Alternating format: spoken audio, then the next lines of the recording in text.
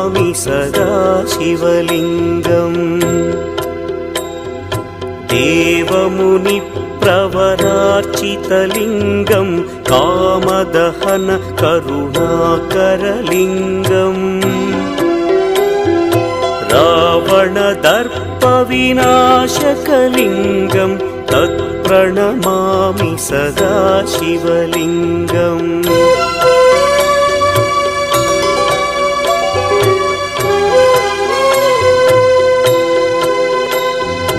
सर्वसुगन्धसुलेपितलिङ्गं बुद्धिविवर्धनकारणलिङ्गं सिद्धसुरासुरवन्दितलिङ्गं तत्प्रणमामि सदा शिवलिङ्गं कनकमहामणिभूषितलिङ्गं फणिपतिवेष्टितलिङ्गं